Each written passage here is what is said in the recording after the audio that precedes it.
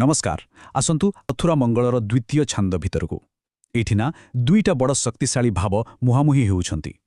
गोटे पटे अछि राजा कंसर प्रचंड क्रोध और अन्य पटे गोपीमानंकर गभीर दुख। तबे चालंतु देखिबा एई दुई भावर टक्कर केमिति एक अविस्मरणीय कहानी को जन्म देछि। तेबे प्रश्न उठुछि जितेबेले अहंकार आउ भक्ति मुहामुही हुअंती जीते किए कौन बंची रहे। जानिछंती एटा खाली कौनसी पुराणा कालर प्रश्न नुहे। एटा होछि सेई चिरंतन लढ़ई सांसारिक शक्ति आउ दिव्य प्रेम भितरे आउ आज भी एहार महत्व सेतिकी ही अछि। तेबे चलंतु एहार गभीरता को जाई बुझिबा। तेबे आसंतु आरंभ करिबा सेही क्रोधर उत्सरू। कहानी आमको सीधा नहीं जाउछि मथुरार सेही अंधकारी राजसभाकू आउ सेठी अत्याचारी राजा कंसर अहंकार आउ क्रोधर निया जोड़ुछि। आउ एठी देखंतु राजा कंसको से निजर मदमोह माने क्षमतार निशा आउ मिछ अहंकार रे पूरापूरी अंध होई जाइछि। तार गोटिए ही लक्ष्य कृष्णंकु फांदरे पकेइबा आउ एई मारात्मक योजना को सफल करिबा पाही से बाचुछि निजर परामर्शदाता अक्रूरंकु। कंस अक्रूरंकु कोण कहुछि शुणंतु टिके। आज्ञा प्रमाणे तत्काळे जाओसी नहिले छेदिबी कंध। बास एई गोटिए कथा।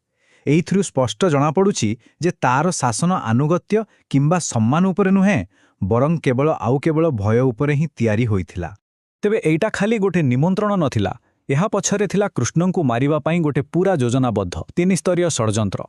प्रथमे थिला धनुयात्रार फान, जदि सेथिरु बंचिगले तापरे थिला शक्तिशाली हाथी कुबळया पीड़ आउ शेषरे जदि सेथिरु भी बंचिगले ताहेले सामना करिबाकू पड़िबो चाणूर आउ मुष्टिक भଳି अजय मल्ल योद्धांकु।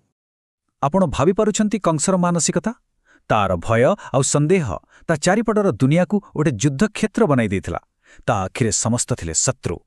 से सुंदर जिनिस को देखिले ताको नष्ट कर देबाकू चाहुथिला आउ तारे सब काम पछले गोटिए ही कारण थिला, गोटिए भविष्यवाणीर जन्म नैथिबा भय।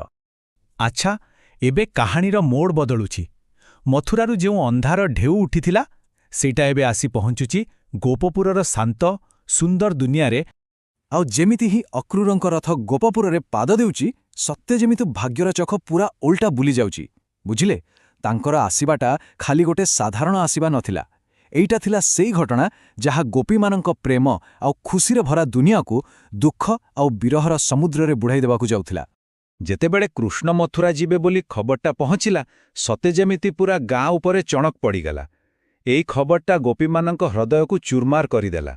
तांको प्रेम एबे गभीर दुखरे बदलीगला कारण कृष्णंक बिना रहिबार कल्पना ही सेमानंक पाई असह्य थिला। तेबे एबे आसंतु देखिबा एही छांदर सबुठु मार्मिक अंश गोपीमानंकर प्रतिक्रिया।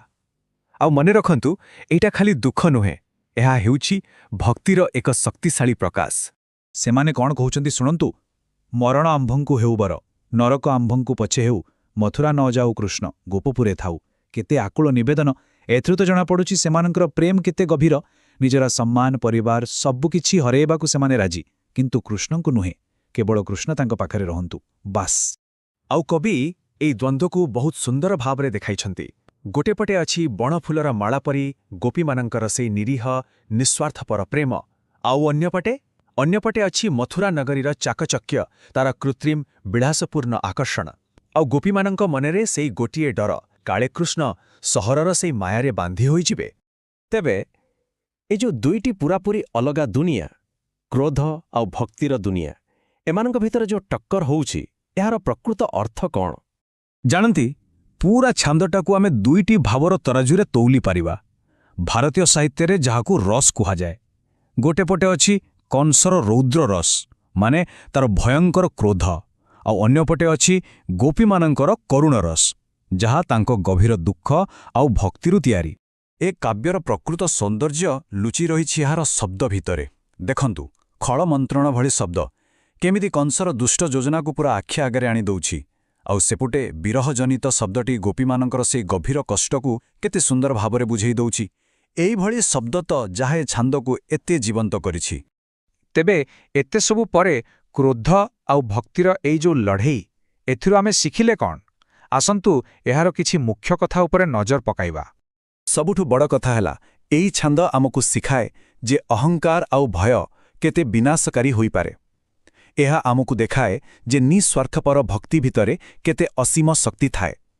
ଆଉ ସବୁଠୁ ଗୁରୁତ୍ୱପୂର୍ଣ୍ଣ କଥା ହେଲା ଏହା ଆମକୁ ମନେ ପକାଇ ଦିଏ ଯେ ଆମର ଏହି ପୁରୁଣା ସାହିତ୍ୟ ଆଜି ବି ମଣିଷର ଭାବନାକୁ ବୁଝିବା ପାଇଁ କେତେ ଜରୁରୀ। ଆଉ ଶେଷରେ ଏହି କାହାଣୀ ଆମ ସମସ୍ତଙ୍କ ପାଇଁ ଗୋଟେ ବଡ଼ ପ୍ରଶ୍ନ ଛାଡ଼ିଦେଇ ଯାଉଛି। ଟିକେ ଭାବନ୍ତୁ ତ, ଆଜି ଆମ ଦୁନିଆକୁ ପ୍ରକୃତରେ କେଉଁ ଶକ୍ତି ଚଲାଉଛି? କ୍ଷମତା ପାଇବାର ଇଚ୍ଛା ନା ଭଲ ପାଇବାର ଶକ୍ତି? ମଣିଷର ଏହି ଅସରନ୍ତି ଯାତ୍ରାରେ ଶେଷରେ କିଏ ଆମର ଭାଗ୍ୟ ଲେଖିବ? ଏହି ଦୁଇଟି ଶକ୍ତି ଭିତରୁ ଜିତିବ କିଏ?